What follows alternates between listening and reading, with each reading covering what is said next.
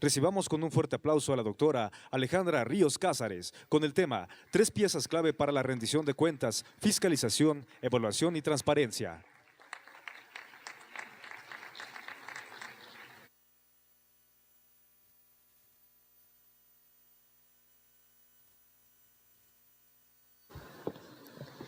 Hola, buenos días a todos. Antes que nada quisiera agradecer de manera firme la invitación para participar en este evento del auditor superior Juan Portal y también del auditor David Villanueva. Muchísimas gracias por esta invitación.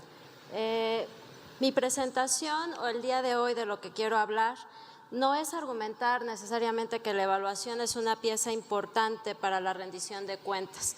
El argumento es que se trata de un elemento necesario, pero no suficiente para una efectiva rendición de cuentas. Aún más, el papel de la evaluación alcanza suficiencia como pilar de la rendición de cuentas solo cuando se consolida como información útil y cuando se emplea por aquellos actores que tienen el derecho y en ocasiones la obligación de solicitar explicaciones y justificaciones de la acción gubernamental. La evaluación ayuda a estructurar la demanda de rendición de cuentas, pero no la suple. Ese es el punto central. Así, la evaluación y sus resultados solo pueden alcanzar su potencialidad plena para la rendición de cuentas cuando existen actores que se apropian de los resultados y los integran al ciclo de la rendición de cuentas. En otras palabras, para ser útil en la rendición de cuentas, la evaluación requiere catalizadores y por ello los retos sobre cómo potenciar su papel en la rendición de cuentas es un camino poco menos que directo. De entrada, debe quedar muy claro que ser evaluado no implica rendir cuentas y evaluar actividades gubernamentales no necesariamente resulta en una exigencia de rendición de cuentas. En estos 30 minutos quiero hablar de la evaluación en su perspectiva general. Ustedes son los expertos, entonces no voy a discutir los distintos enfoques y metodologías y cómo estos distintos enfoques y metodologías se insertan de manera distinta en las múltiples fases del quehacer gubernamental. Quiero hablar de la evaluación en términos generales dentro de la rendición de cuentas gubernamental. En particular, el rol de la evaluación en la rendición de cuentas de un régimen presidencial y para mayor precisión los retos para que la evaluación sea útil en la rendición de cuentas de un régimen presidencial como el mexicano, que por cierto se parece mucho a los regímenes políticos de América Latina. Así, seré general en las referencias a la evaluación, pero quiero ser puntual en la definición conceptual de rendición de cuentas y en algunas consideraciones de diseño institucional que servirán para ubicar el debate que quiero proponerles. Para todo esto he dividido esta presentación en 3 partes muy sucintas. La primera es qué es la rendición de cuentas, la segunda cuál es el papel potencial de la evaluación en esa conceptualización y finalmente cuáles son los retos para hacer de la evaluación un insumo efectivo para la rendición de cuentas en un régimen presidencial. Y a lo largo de la exposición será evidente cómo la fiscalización como proceso se encuentra presente a lo largo de este camino. ¿Qué es la rendición de cuentas? Rendición de cuentas es un término ya familiar. En estos días resulta común encontrar múltiples referencias en la prensa sobre la importancia de crear una cultura de rendición de cuentas, fortalecer los mecanismos de la rendición de cuentas o asegurar que quien detenta puestos de representación popular se adhiere efectivamente a los principios de rendición de cuentas. De hecho, ya tenemos en el universo de la administración pública estatal secretarías de Estado de la transparencia y la rendición de cuentas, que lo que buscan es ser contraparte de la corrupción, la opacidad y la discrecionalidad. Se argumenta que estas nuevas dependencias buscarán gobiernos que rindan cuentas porque saben controlarse y saben vigilarse. La rendición de cuentas es cosa buena, nadie lo va a discutir. Los gobiernos, sus instituciones, sus burócratas deben procurarla y los ciudadanos debemos exigirla. Nadie se atrevería a dudar de su pertinencia, pero, y aquí empieza el debate, pocos se atreven a definirla y aún menos son aquellos que se han aventurado a medirla. La rendición de cuentas gubernamental es un concepto cuyo contenido no es un asunto acabado. Se habla de rendición de cuentas, se clama por ella, pero no sabemos bien a bien qué es eso que invocamos y tenemos menos certeza de cuál es la estrategia más adecuada para cerciorarnos de su nivel. ¿Cuánta rendición de cuentas tenemos, por ejemplo? ¿No? ¿Cuál es el nivel idóneo de la rendición de cuentas? Para complicar aún más la situación, rendición de cuentas es uno de esos conceptos en las ciencias sociales que además tienen una amplia gama de acepciones y además de todo eso lleva a cuestas una importante connotación normativa. Es decir, se incorporan en la definición elementos normativos vinculados al concepto, pero no intrínsecos a él. Este, por supuesto, es uno de los aspectos más comunes en el debate en torno al concepto de rendición de cuentas y de otros que están íntimamente asociados al ideal democrático. El resultado es un concepto de bordes difusos y con alto contenido normativo. Y es esa combinación la que impone retos nada sutiles para el análisis empírico, pero en consecuencia también para su efectiva construcción. No han sido pocos, menos en la academia, los que han tratado de hacer un ejercicio de inmersión total para poder encontrar la definición puntual de la rendición de cuentas gubernamental. Pero en casi todos los casos documentados se da cuenta de una tarea extenuante, porque la rendición de cuentas se ha convertido en un concepto paraguas. Es lo mismo, o se emplea usualmente como sinónimo de transparencia, de equidad, de eficiencia, de responsividad, de responsabilidad, de integridad. Entonces, con tantas acepciones no queda claro qué es exactamente de lo que nos estamos refiriendo. El problema más contundente de esta torre de Babel conceptual es que nos deja huérfanos de un referente empírico contra el cual podamos contrastar la presencia de la rendición de cuentas, sus avances o sus limitaciones. Y este marasmo de connotaciones ha dado pie a una infinidad de tipologías conceptuales que dan pauta a muy interesantes debates teóricos, pero que mucho me temo poco impacto han logrado cuando la tarea es el diseño institucional o la creación de normatividades y procesos. No voy a presentarles aquí el punto final de esta discusión que tiene cualquier cantidad de artículos académicos. Lo que quiero es proponerles una definición concreta de rendición de cuentas que me parece no solamente ayuda al análisis empírico, sino que también nos permite ubicar el papel de la evaluación en este proceso. Lo que les propongo es entender la rendición de cuentas como esto, como una relación entre dos actores. Esto es una definición muy esquemática, poco interesante dirían, porque no hay nombres, pero piénsenlo así, es una relación entre dos actores en la que uno está obligado a informar, explicar y justificar su conducta al segundo, y este es el punto, con respecto a un asunto determinado. En esta relación, el segundo tiene la facultad de examinar la conducta del primero con respecto a ese asunto y cuenta con instrumentos para vigilarlo e incidir en su comportamiento vía sanciones o incentivos.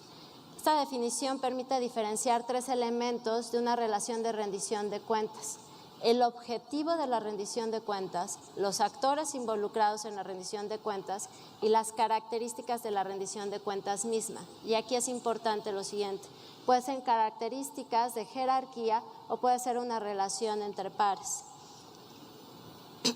Esto es fundamental porque no es lo mismo, vamos a empezar a problematizar esta definición, una rendición de cuentas que implique actores individuales a una rendición de cuentas que implique actores colectivos. Entonces, si el actor que exige cuentas es un actor colectivo como el electorado, va a tener severos problemas para estructurar esa demanda de exigencia. Si el actor que brinda cuentas es colectivo como un congreso, también va a tener severas complicaciones para poder estructurar ese proceso de rendición de cuentas. Es extensa la literatura en ciencia política, administración pública o sociología que nos explica justamente cómo aumenta la dificultad para construir consensos a medida que aumenta el número y la heterogeneidad de los actores involucrados en la toma de decisiones. Por tanto, no será lo mismo una relación, lo que les decía, de rendición de cuentas, que involucra actores individuales homogéneos que colectivos y heterogéneos. Pero bueno, lo importante de esta definición es que además de identificar actores, lo que nos permite es darle centralidad al mandato y la necesidad de que éste sea claro. Es muy difícil que alguien rinda cuentas si no sabe sobre qué es que debe de rendir cuentas. Y esto, si lo empiezan a tratar de llevar esta definición a los contextos empíricos, entonces, por ejemplo, daría pauta a poder analizar si el mandato del funcionario es específico o no es específico. La definición, y aquí empezamos a entrar, apunta o puntualiza 3 acciones necesarias para la rendición de cuentas, lo que me gusta llamar los verbos rectores de la rendición de cuentas, que son informar, explicar y justificar. Y destaco un cuarto verbo que hemos dejado un poco al aire, que es examinar. En este cuarto verbo es en donde también voy a regresar en un momento. De estos 3 verbos, quiero destacar el verbo informar, porque es aquí donde la evaluación tiene todo el potencial. Evaluar es inferir, es conocer de hechos conocidos algo que se desconocía. Toda política pública, si lo piensan bien, es una respuesta a una pregunta del tipo ¿por qué? La política pública intenta hacer una solución y al serlo, detrás de ella trae una teoría causal. ¿Por qué la pobreza? Y hay una teoría causal del por qué la pobreza, y esa teoría causal es la que estructura justamente la intervención pública. Lo que hace la evaluación es poner a prueba la teoría causal de una política pública. Permite ajustar detalles, afinar la intervención o redefinir la intervención pública. Y aquí es interesante porque en ocasiones se busca que la evaluación siempre tenga resultados positivos o resultados acordes. Y con eso se pierde de vista que la importancia de la evaluación es justamente el ajuste y es justamente afinar la intervención pública. Hace poco estaba en una presentación de resultados de evaluación de programas contra la pobreza y la persona que nos invitaba a la presentación le pedía a los evaluadores que fueran un poco generosos al momento de presentar los resultados, poco afines al objetivo de la política, cuando en realidad la invitación que haría la evaluación es a proporcionar una explicación de por qué esos resultados no se obtuvieron. De hecho, otorga la posibilidad de poder redefinir las intervenciones de política pública. Lo que quiero decir con todo esto es que la evaluación proporciona a datos diseminados valor y al hacerlo genera información que es el motor de la rendición de cuentas y el material con el que se trabaja. Por ejemplo, la medición de la pobreza que ha realizado de manera notable y ejemplar el Coneval ha permitido poner a discusión iniciativas gubernamentales con razones sustentadas en análisis rigurosos. Ustedes recordarán que la primavera pasada el Coneval dio a conocer que entre 2010 y 2012 se había presentado un ligero incremento de la pobreza en 1%, pero un decremento de la pobreza extrema en un 11%. En su medición multidimensional, el Coneval identificó que la carencia alimenticia había disminuido y, sin embargo, el gobierno federal inició un programa muy ambicioso, la Cruzada contra el Hambre, que tenía como principio justamente revertir la carencia alimentaria. Entonces, la sociedad civil y grupos académicos, etcétera, argumentaban con base en el Coneval porque una estrategia sobre la carencia, una carencia que ya se estaba compensando, que no parecía ser la más grave. Entonces, lo que el Coneval hizo fue otorgar a los grupos interesados en el tema material para estructurar la exigencia de explicaciones sobre actos o decisiones específicas. Eso es lo que hace la evaluación. Por eso es válido decir que la evaluación es información que empodera, pero, y aquí es donde empiezan las complicaciones, para poder insertarse en el circuito de rendición de cuentas que acabo de presentar, es necesario que el actor que exige cuentas se apropie de la información que producen los evaluadores y la emplee para estructurar la demanda de explicaciones y justificaciones a aquel que tiene por responsabilidad rendir cuentas. Pero la pregunta aquí es, ¿quién se apropia de la información? La respuesta inmediata indicaría que es la ciudadanía, el pueblo en general. Sin embargo, yo quiero argumentar que eso no necesariamente es así y creo que todos lo sabemos. La apropiación de la información por parte de la ciudadanía no es automática, requiere de catalizadores. Y yo identifico al menos 2 catalizadores. Primero, los actores que suelen apropiarse de esta información, y estoy pensando en específico de la información proveniente de la evaluación y de la fiscalización. Ellos son la sociedad civil organizada. Ayer estaba aquí Eduardo Bojorquez, que es un muy buen ejemplo de eso. Los grupos de interés o la prensa crítica. Se trata de actores que transforman la información en demanda de exigencia y con ello atizan o azuzan a la ciudadanía, pero no es el pueblo y tampoco es el ciudadano común y corriente. Esto no es particular de México, donde efectivamente tenemos una sociedad civil debilitada y un capital social también debilitado, pero también sucede en los países desarrollados. Basta revisar también la amplia literatura que existe sobre cómo se construye la opinión pública. Tenemos muchos ejemplos sobre cómo estos actores han logrado captar la información que se produce desde evaluaciones y desde auditorías y proporcionar un mensaje directo de demanda específica. Aquí es el punto central que quiero decir lo que sigue. Hay actores que deben apropiarse de esta información porque su mandato y responsabilidad es usarla para exigir explicaciones, justificaciones y correcciones. Sin embargo, estos actores no necesariamente se apropian de la información en el sentido que estoy sugiriendo. Y aquí estoy haciendo referencia directamente al Poder Legislativo, pero para mayor precisión a los legisladores. En su versión general, la rendición de cuentas gubernamental de un régimen democrático implica la existencia de un círculo virtuoso, en donde las preferencias de los ciudadanos son materializadas en las políticas implementadas por los representantes que ocupan puestos de decisión. El círculo virtuoso se cierra cuando los gobernantes rinden cuentas a una ciudadanía que, además de que cuenta con los incentivos y los mecanismos para exigir cuentas, no tiene representantes que se las otorgan. Pero en un régimen presidencial como el que caracteriza a México y a las entidades federativas, lo que tenemos es un diseño institucional cuyo principio rector es la separación de poderes y la distribución de potestades, que concluyen con la generación de contrapesos institucionales. La característica central de esto es que se trata de un producto deliberado de diseño institucional en donde la intención es evitar la tiranía y la anarquía al dispersar el poder político entre actores equivalentes. Esta figura que presento es una versión obviamente estilizada de las relaciones de delegación de autoridad y de rendición de cuentas que ocurren al interior de un régimen presidencial. Como ven, en este esquema el titular del Poder Ejecutivo y los miembros del Poder Legislativo rinden cuentas a los ciudadanos, pero toda la estructura burocrática rinde cuentas al titular del Poder Ejecutivo, más en un régimen como el presidencialista mexicano, donde directamente dependen de Poder Ejecutivo, pero tienen cierta vinculación con el Poder Legislativo en términos de rendición de cuentas, y además hay ciertas dependencias que tienen obligaciones de información al Senado o a la Cámara de Diputados. Y en estos tiempos modernos, ahora, también los nuevos órganos autónomos rendirán cuentas al Congreso. Lo que quiero destacar en esto es que a pesar de que la teoría habla de que en un régimen presidencial, en un sistema presidencial, los tres poderes de gobierno son equivalentes, en materia de rendición de cuentas es claro el papel central que tiene el Congreso.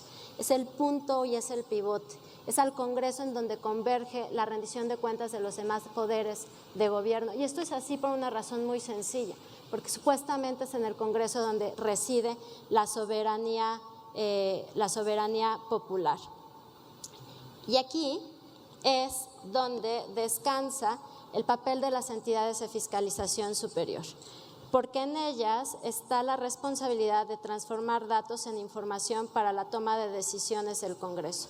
Lo anterior,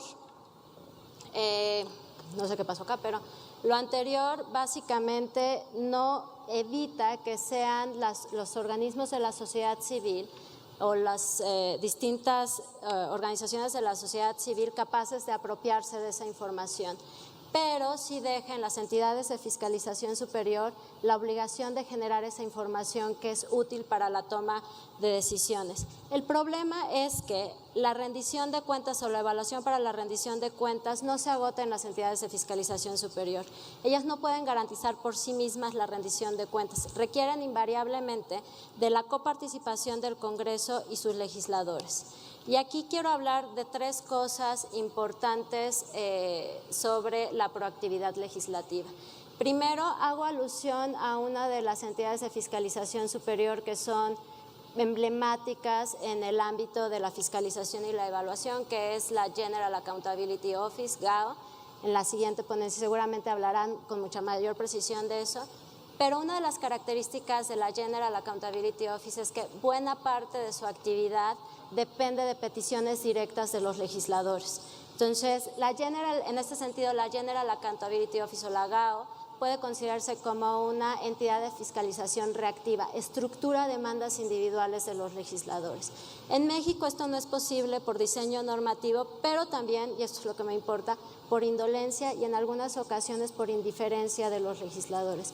Yo creo que los legisladores deberían de ser mucho más proactivos en la solicitud de evaluaciones y evitar el error común de pensar que solicitudes directas de los legisladores con respecto a evaluaciones y auditorías atenta contra la autonomía de las entidades de fiscalización superior, porque la autonomía de las entidades de fiscalización superior descansa en la metodología, en la pertinencia y en la transparencia de la metodología y de los resultados. Esto quiere decir que el problema es endógeno, los legisladores podrían hacer algo. Segundo punto de estos actores relevantes que transforman la información de evaluación en elemento de la rendición de cuentas alude a la debilidad institucional de las entidades de fiscalización superior. En esto no estoy diciendo nada nuevo, todo el mundo sabe que se imponen muchos retos a las entidades de fiscalización superior, pero poco se ha hecho por fortalecerlas en términos de procurar los recursos financieros para poder consolidar servicios profesionales, los recursos o los materiales que se requieren para llevar a cabo auditorías o evaluaciones de manera contundente. Esta debilidad institucional también es endógena, está en manos de los legisladores poder resolver este problema de recursos. En el tercer punto aludo a lo que se conoce o a lo que se ha llamado como desfase de procesos. Aquí cito al licenciado Salcedo y a la Red por la Rendición de Cuentas en cómo cuando desfasamos los procesos de la evaluación y la fiscalización de tal suerte que sus resultados no concuerdan con el momento en el que se tienen que tomar las decisiones, la potencialidad de la evaluación y de la fiscalización se difumina. Esto es una cuestión de procesos, es una reforma legislativa y es también en los legisladores en donde reside la posibilidad de transformar esta debilidad. El asunto, lo que quiero decir, para poder potencializar los resultados de la evaluación y de la fiscalización es endógeno. Recapitulo, la evaluación transforma los datos en información. Genera información sobre el desempeño del gobierno que los gobernados deben de conocer. Sin embargo, para que los gobernados puedan conocer esto, se requieren de catalizadores. Y esos o son la organizaciones de la sociedad civil, la academia o la prensa, o son los legisladores. Contribuye con datos e información al acervo que alimenta la acción gubernamental, fomenta el desarrollo de capacidades analíticas y contribuye a consolidar un gobierno honesto. Esto es el impacto de la evaluación en la democracia. Entonces, la información es útil para la rendición de cuentas solo si logra estructurar una demanda de exigencia, de explicación y justificación. Para esto, otra vez, es necesaria la presencia de actores intermediarios y en un régimen presidencial el Congreso y los legisladores son fundamentales. Aquí solamente quiero cerrar con una última reflexión. En México, en los últimos 20 años, hemos hecho un cúmulo de reformas institucionales que cada una en la individual apuntan en la dirección correcta. Hicimos una reforma al Poder Judicial que le otorgó mayor autonomía a la Suprema Corte de Justicia de la Nación, eso estuvo muy bien. Hicimos una reforma que transformó la Contaduría Mayor de Hacienda en la Auditoría Superior de la Federación, también en la dirección correcta. Somos ejemplo en materia de transparencia, tanto en las reformas como en las construcciones institucionales que amparan el derecho de acceso a la información. También eso está muy bien, ¿no? Hemos hecho esfuerzos por construir un sistema de evaluación y lo mismo un servicio profesional de carrera. El problema no son estos esfuerzos individuales, el problema es que hemos olvidado que todos estos esfuerzos deben de articularse. Porque en un sistema o en un régimen como el presidencial, donde lo que se tiene o lo que se necesita es la articulación de los distintos poderes y lo que cada uno de los poderes hace, no podemos seguir actuando como si fueran rounds de box de sombra. Se tienen que articular las instituciones. Y para que la evaluación tenga todo su potencial y todo su impacto, se tiene que articular con la labor legislativa. Los grandes ausentes para que la evaluación tenga el impacto que debe de tener en la rendición de cuentas, me parece, es el trabajo legislativo. Y en eso creo que se nos olvida que nosotros sí podemos exigir al Poder Legislativo que una de sus obligaciones es, de hecho, exigir rendición de cuentas. Muchas gracias.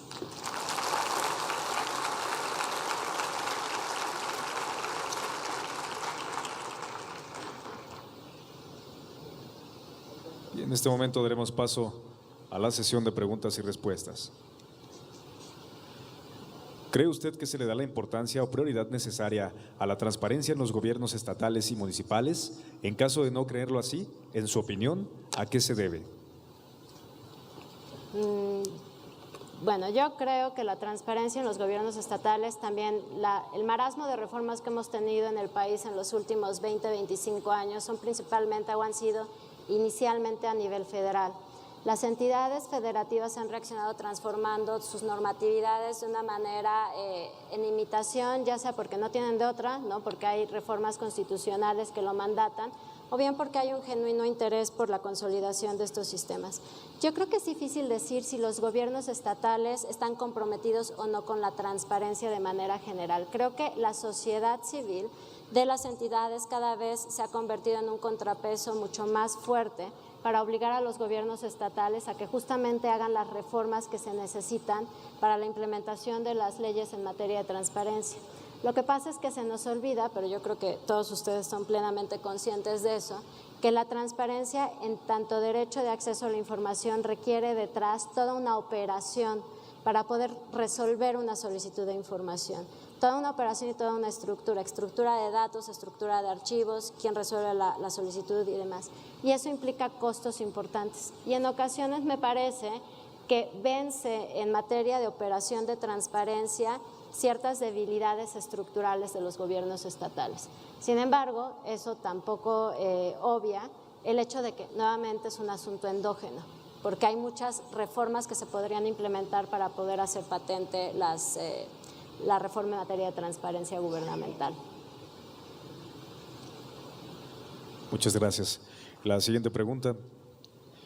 En su opinión, ¿cómo fomentaría la vinculación y armonización de los esfuerzos entre las diferentes instituciones dedicadas a la evaluación de políticas públicas y en los 3 niveles de gobierno para potenciar sus resultados y ofrecer garantías de rendición de cuentas en todos los planos de la gestión pública?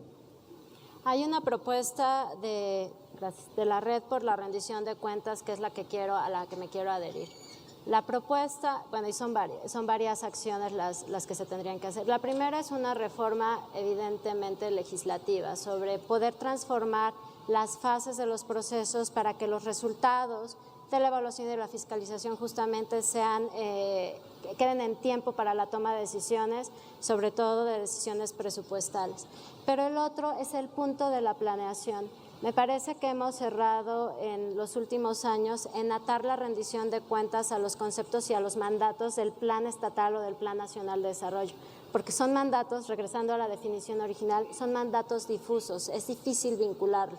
Sin embargo, si atáramos la rendición de cuentas a los programas y desde los programas y el diseño de programas y políticas públicas establecieran, por ejemplo, la información que se tiene que generar para la evaluación de esa política pública, si desde ese momento se pudieran generar los indicadores de manera transparente que se van a emplear para esa política pública, sería más fácil el proceso de evaluación y aparte sería también más transparente.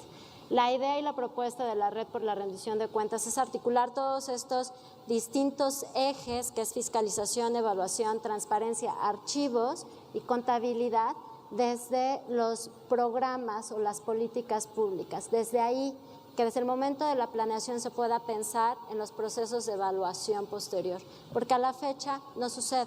Se implementa una política pública y es ex post que se diseñan las estrategias de evaluación. Y el problema, creo que no lo estoy diciendo nada nuevo tampoco, es que se enfrentan a carencias de información. Si desde el momento de la planeación de la política pública se especificaran los indicadores adecuados de tal suerte que se pudiera generar la información necesaria, yo creo que desde ahí podríamos articular para una rendición de cuentas en los distintos procesos que existen. Agradecemos, suplicamos de sus aplausos. En este momento se llevará a cabo la entrega del reconocimiento a cargo del licenciado Carlos Altamirano Toledo, quien es auditor superior de Oaxaca.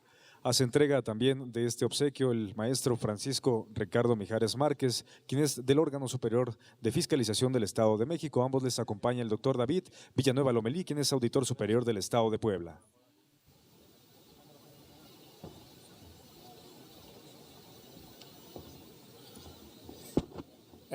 En nombre de la Auditoría Superior de la Federación, la Auditoría Superior del Estado de Puebla. Hago entrega de este reconocimiento a la ponente Alejandra Ríos Cázares y lo felicito por tan brillante exposición.